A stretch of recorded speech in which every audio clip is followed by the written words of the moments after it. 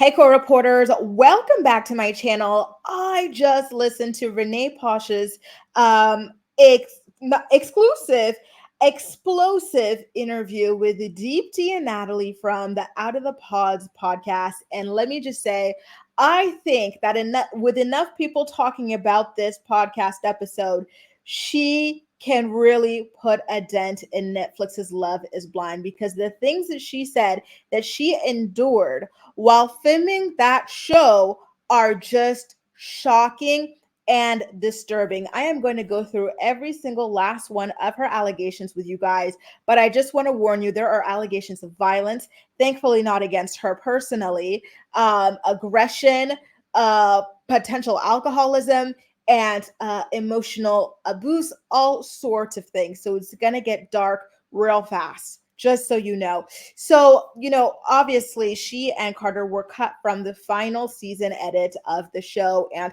a lot of the people had been wondering why that is. They made it all the way to the altar. You would see them in the background of pretty much every single episode. And for some reason, we didn't get to see their storyline. And so, Renee, she had told another publication that the producers told her that the reason that they had cut her and Carter out was because they ran out of time or something. Like, well, there were two different excuses. The first excuse was that Carter was terrible and they don't want to re-traumatize Renee by like playing out what had happened. But I don't believe that. Like I said, when that initial article came out, there have been a lot of bad people on the show and they were happy to show those storylines go down. So I'm not sure that that was the real reason. Now, in this Out of the Pods interview, Renee says that they told her this time around that they cut her and Carter out because there weren't enough like episodes for them. So I guess initially Netflix ordered 12 episodes of the season, but then they cut it down from 12 to 10. And with the cutting of 2 episodes / 2 hours, they decided to cut Renee and Carter out. But she doesn't believe that explanation either, because at the end of the day, only one couple got married, only 2 engagements lasted. So it just doesn't make sense that they would get rid of another couple that had a lot going on just for the sake of timing. They had a lot of dead space this season. A lot of things were dragged on because there weren't enough couples to kind of like, follow along on the journey. So now let's get into her allegations against Carter. Renee said that Carter completely lied about who he was. In the pods, he presented himself as someone completely different from who he turned out to be in real life. But I don't know what she means by that, because she later says that she knew from jump that Carter was unemployed and that he had been unemployed for a very long time. So to me, that felt like, radical honesty, even, because what kind of person thinks that anyone would be attracted, for marriage to an unemployed man, not even someone who's just temporarily unemployed, but someone who's proudly unemployed for the past, however long, several years, months, who knows? But she made it sound like it was a long-term thing. I think maybe she was referring to his temperament or something like that. Maybe he kind of tried to portray himself as somebody who was rather soft-spoken, but that turned out to not be the truth. Who knows? As for how Renee even got casted on the show, she says that someone in charge of casting found her on a dating app and kind of pitched the show to her. She's like, listen, I am 33 years old. I would like to get married. So maybe this is going to be my opportunity to actually get there. Why not? So she did ultimately end up signing up in that manner. It seems like the majority of people for this show are casted through dating apps. People are not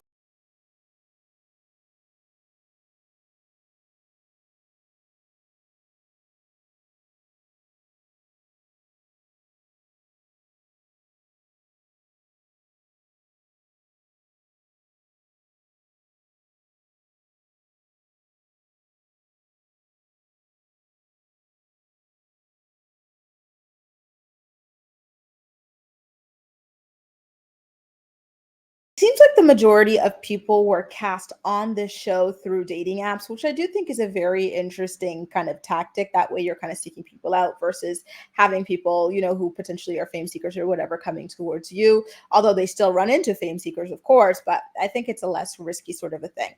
So, she says that in the pods, Carter's sense of humor won her over, in addition to his love for animals and fishing. She is of Cajun descent.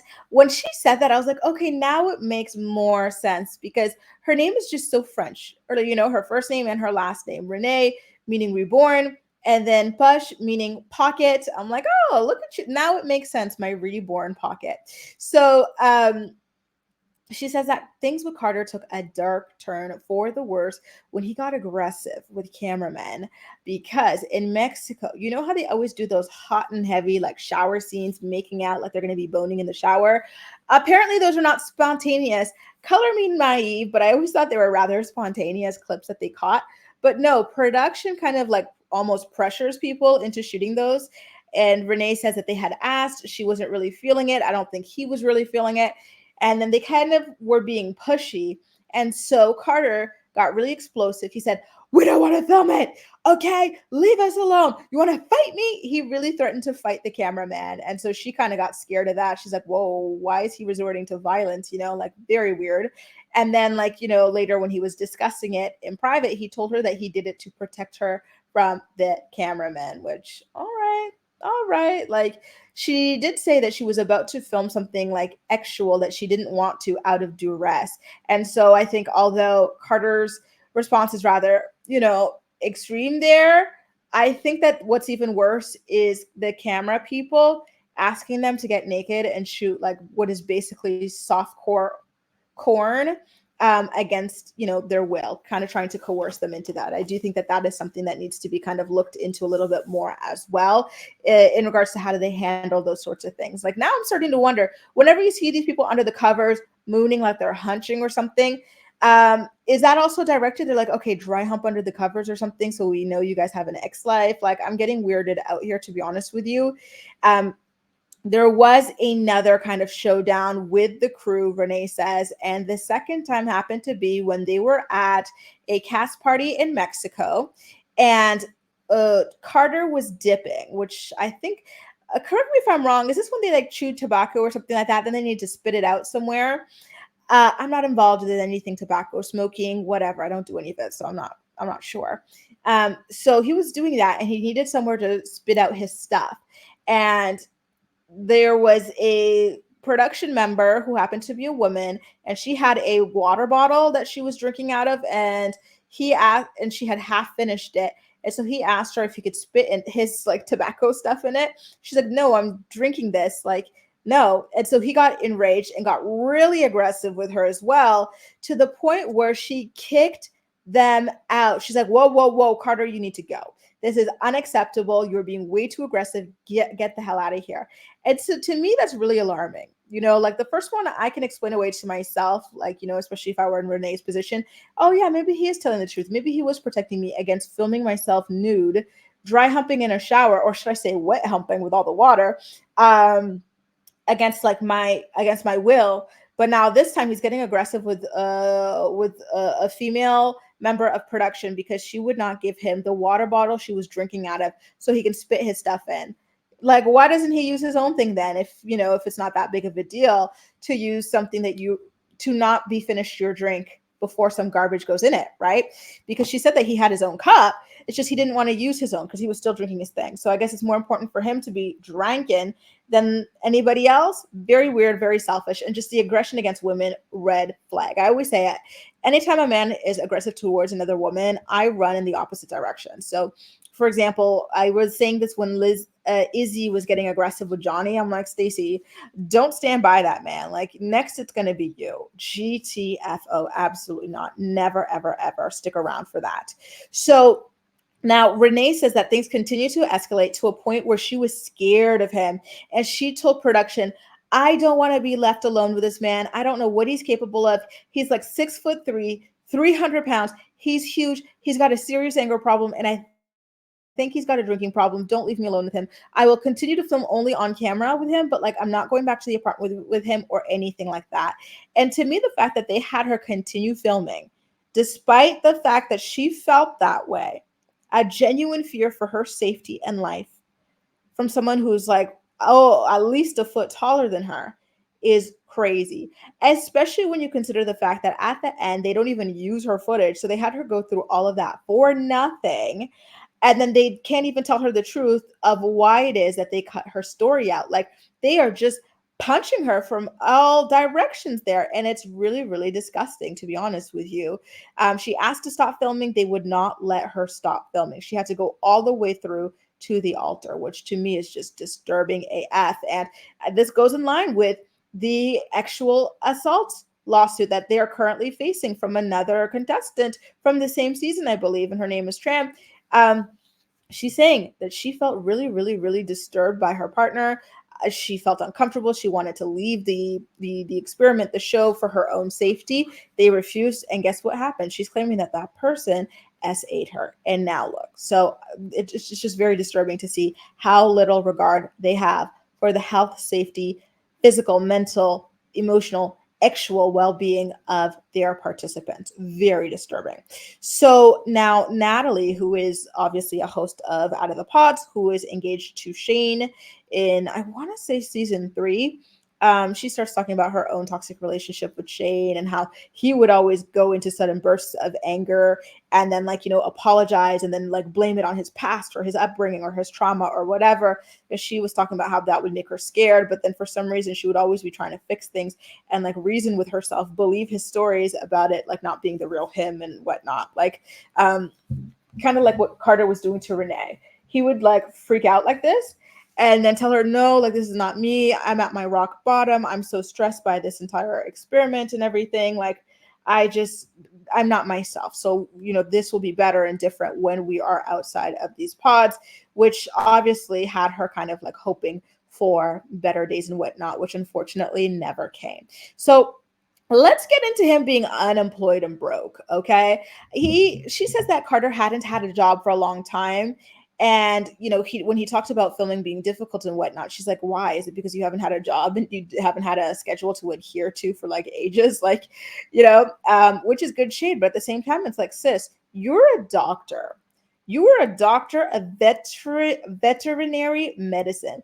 Why the hell would you decide to get engaged and potentially married to a man who has told you that he hasn't had a job in a long time and he's not really all that pressed to find a job? Like, seriously, I can't believe the way that these dusty ass scrubs have convinced intelligent, beautiful, successful women, even normal women, to think that it's acceptable for them to be unambitious, to be bums, to want to mooch off of them. All in the name of what? Considering yourself cool, low maintenance, you want to go into debt to be not like the other girls? Please, please, ladies, like, no, don't fall for this. Like, you should not be trying to marry a scrub, a homosexual. Come on, do better. Let's collectively pick our self-esteem and standards up out from the swamp, the sewers where they have been for a while. Sometimes I hear these stories and I'm like, Jesus, my God. Anyway, all the other girls were smart enough to drop him when he was telling them that he's unemployed. Obviously, no one wants to hitch their wagon to that, but Renee stuck around. And I'm like, well, girl, look what happens, right? When you try to play that cool girl, like, it's not smart, you guys. You need to be with someone who's responsible, who's on your level. Like, you're building a life together. You're not, bringing some grown ass toddler for the ride with you.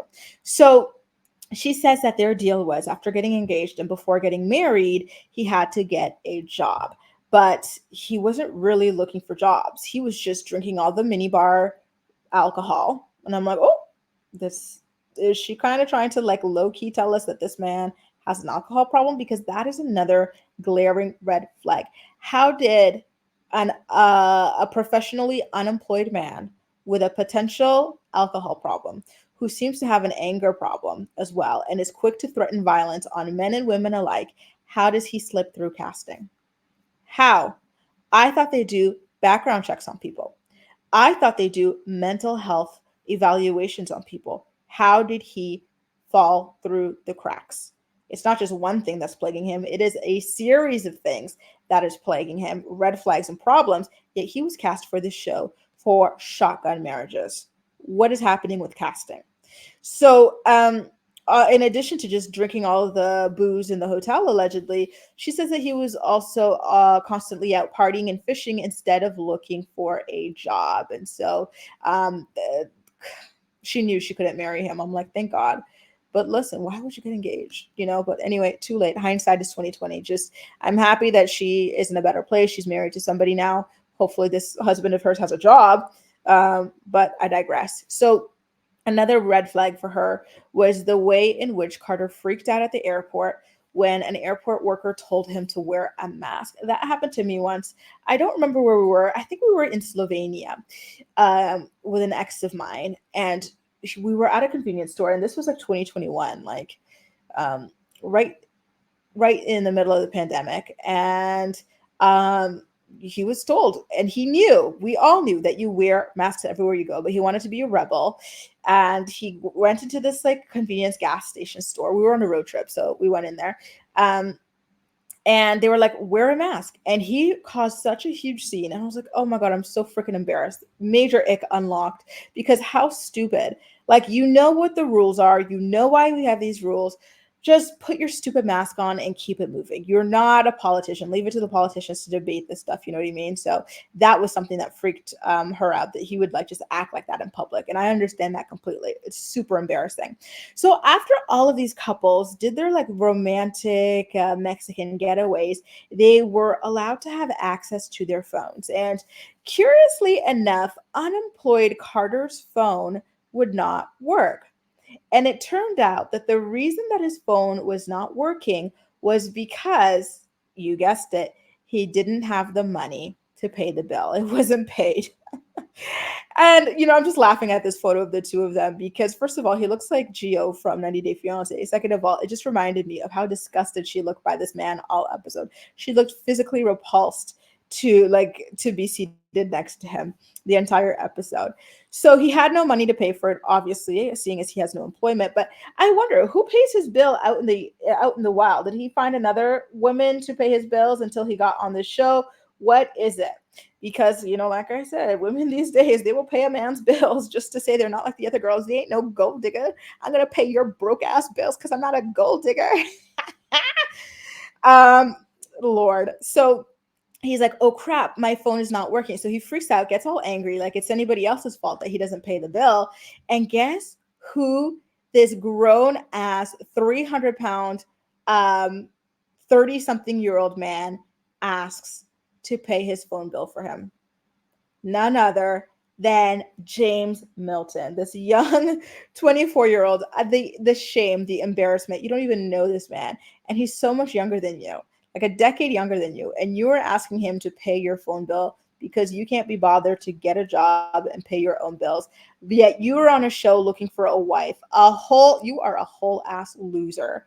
My God, Carter. Wow, how pathetic. So then he was looking at his like bank statements to see if it was possible for him to squeeze some coins out and pay it. Guess what Renee saw out of the corner of her eye while he was looking at his account? A balance of negative $500. So this man did not even have a dollar, yet he was looking for a wife.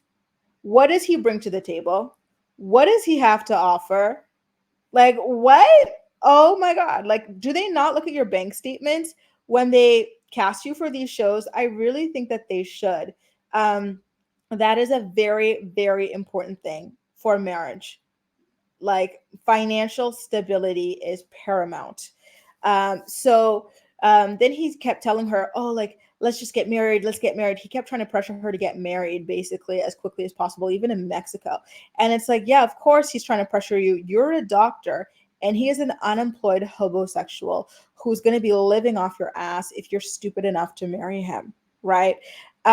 Again, I really hope that her story is a wake-up call to you money doesn't matter pick me's. Like, dusty bums like Carter are waiting in the cut for you guys to take advantage of. They know you're desperate and they want to take advantage of your desperation.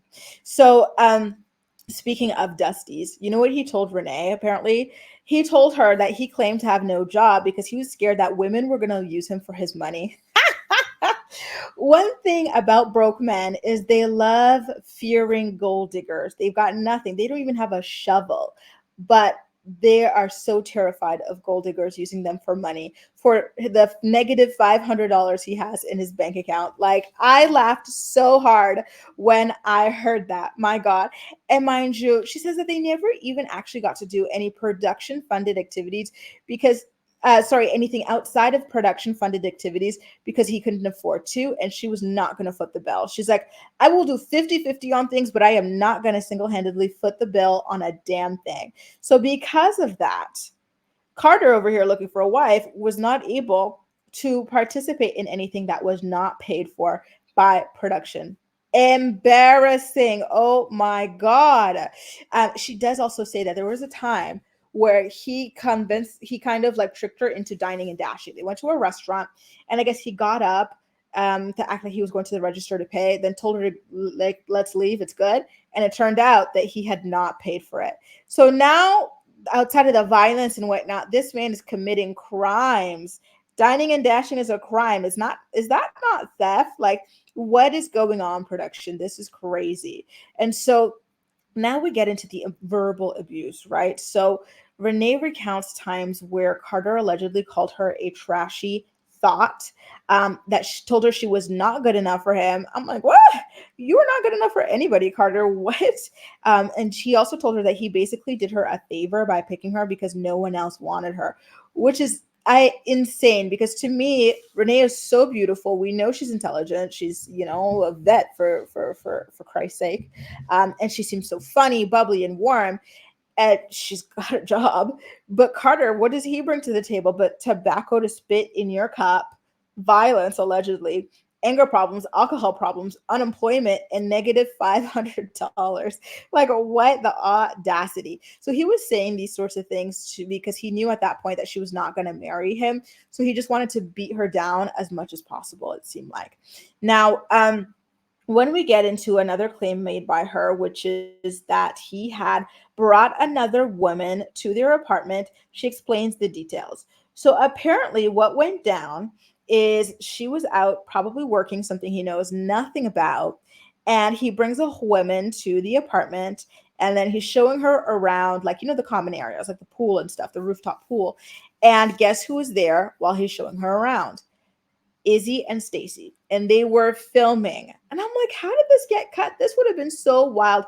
Imagine watching this happen, like cheating being caught in 4K on Love is Blind. Like, they could have just done so much with this, storyline this season. They needed, as crazy and horrible as it is, this could have been like major for the season of Love is Blind that turned out to be a total drag. I would have loved to see Renee tear into him at the reunion. You see how empty that looked at the stage with only two couples sitting there? A third one would have been just fine. Now, let's get into Renee's guns. Okay. So, Renee, in order to protect herself, she has guns, one that she keeps in her home and the other that she keeps in her car. And so, production, they started getting really, really concerned about Carter's anger problem, his alleged violent problem, and his alleged drinking problem. So they told Renee, please move your guns. Do not keep your guns in your home anymore, nor in your car. They should not be anywhere where Carter would have access to them. We are scared for your safety. So they're scared for her safety. Yet this man is still there, and they still want her to film with him. Are you like, what? It just seems like, well, we don't want you to die, but we don't mind all the other signs of abuse that you are going through. And that is really, really disturbing to me. So at this point, Deepti and Natalie talk about producers lying about protecting the cast when things like this are allowed to happen. And I completely agree with them. They would not allow things like this to happen, or for her to continue filming with this man, or for him to even continue being there, if they were genuinely concerned about people's welfare. And this just brings us more into the lawsuit that Tram had filed against them. She claimed that she had been telling them that she did not feel safe around her fiance, She said that they had been shrugging her off. Deepti and Natalie talked about this in a prior episode, and they said that they're with her, and that they raised certain concerns to production and got ignored as well. Natalie had flagged concerns about open drug use amongst cast members. I initially, to be honest, I thought she was talking about Shane, but it wasn't about Shane. It was about another guy. I don't know who though, but that's the situation. And she said that the complaints got ignored pretty much. Now, Renee says that when she got to the altar in her wedding dress, looking at Carter, she told him that he needs to work on himself, and that she hopes that if he gets into another relationship, he does not inflict emotional abuse or manipulation onto his next partner, because what she went through was hell, and she would not wish that on anybody else. And it sounded like a very powerful speech to deliver at the stand and everything. And I'm really disappointed that after all she went through, she had the courage to go ahead and say that in front of everybody, speak her piece, and be open about being a victim of alleged victim of DV. All of it got cut, and all of it was for nothing. So I've been mentioning Tran's lawsuit a couple of times throughout this recap, but Renee corroborated everything that Tran was claiming in her lawsuit. She said Tran had been complaining about that guy the entire experiment. It had happened on camera. It had happened, in front of us, other castmates. We knew the situation. We knew she was uncomfortable, and they still had her to keep filming. She begged to stop filming, but they had her continue filming. And so when asked whether or not Kinetic is okay with her sharing her story, Renee says that they don't want her to share her story. And it doesn't surprise me, because I think that with enough people talking about her story, the amount of things that they let her experience, it could really ruin the show. It could really damage the show, and it could really harm the show. And I think that this is the case. If everything she's saying is true, rightly so, because nobody deserves to go through this. They need better background testing. Unemployed people with no interest in getting jobs should not be on this show. Violent people should not be on this show. Alcoholics should not be on this show. I'm not calling Carter an alcoholic, but I'm just saying in general. Active ones. If you're a recovering, you recovered whatever, you're in recovery, fine. But if you're an active one, no. There should be no tolerance for emotional abuse, no tolerance for infidelity. So if Stacy and Izzy saw this infidelity happen, and it happened while they were filming, crew was there to witness it, and yet this was still there. They really need to tighten up and do better. If you have to tell a woman that she needs to get rid of her self-protection guns, because you think that her fiance is capable of offing her, yet you want her to continue working with this man, filming with this man, there's something wrong with you. Anyway, you guys, that does it. A recap of everything that Renee revealed on the Out of the Pods podcast hosted by Deepti and Natalie. It really was an explosive episode. I encourage you to listen to it if you are able to, because she left no stone unturned. She really poured her heart out in the interview, and it was very, very compelling. Let me know what you think about everything it is that she had to say. Does this affect the way that you will consume Love is Blind moving forward? I just want to know everything you have to say, okay? So please make sure to leave all of your thoughts and opinions in the comment section down below. And as usual, we'll chat. That's all for now. Thank you so much for watching, and I'll see you next time.